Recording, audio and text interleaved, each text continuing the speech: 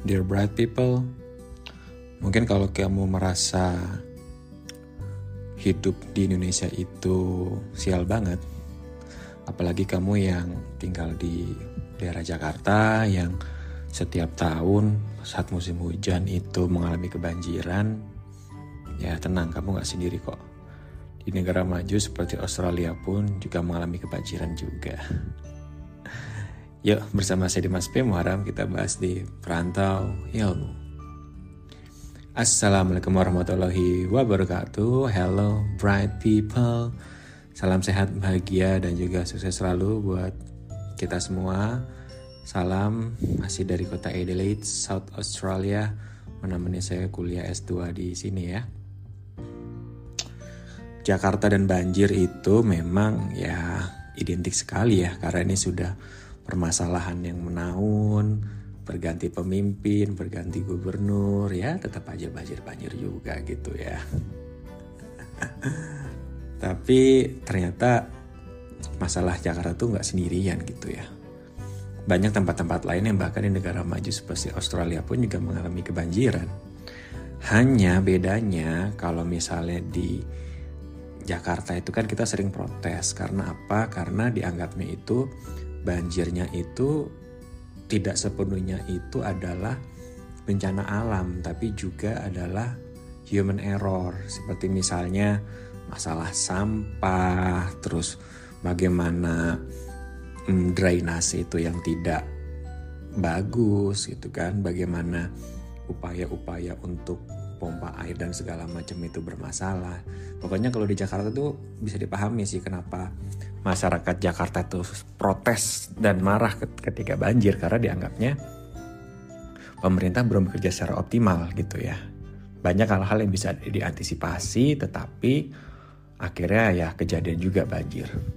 Tapi kalau di Australia sini, ini baru-baru kemarin sih, kira-kira beberapa bulan kemarin ya, pas musim winter kalau nggak salah, itu juga ada banjir. Seperti di New South Wales dan juga di Victoria, negara bagian New South Wales dan Victoria. Tapi banjirnya itu kebetulan bukan di Sydney. Seperti saya tanya teman-teman yang kuliah di Uni Melbourne misalnya, itu mereka alhamdulillah di Sydney itu nggak, atau di Monash gitu, mereka nggak kena banjir gitu. Tapi kalau di daerah suburb atau di daerah rural, di daerah pedalaman itu katanya banjirnya sih lumayan gitu. Dan itu sih kalau misalnya di daerah pedalaman sih kayak emang murni bencana alam ya. Kalau saya dengar dari radio dan berita-berita di sini tuh masyarakat tuh heboh banget sama banjir gitu.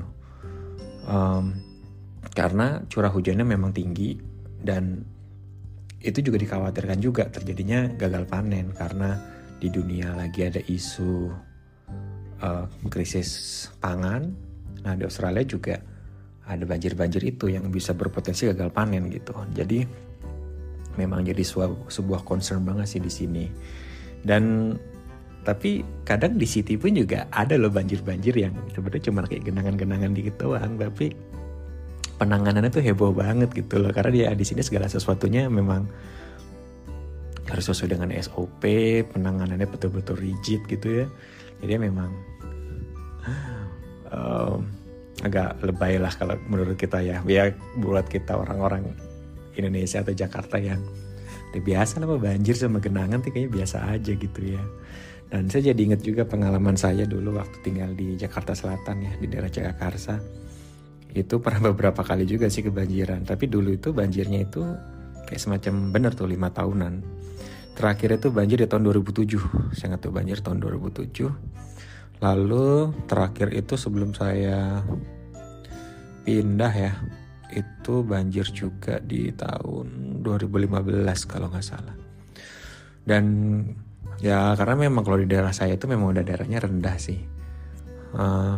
Letak tanahnya rendah, terus juga bangunan-bangunan yang baru kiri kanan ketika mereka bangun tuh langsung diuruk gitu ya. Jadi otomatis rendah banget.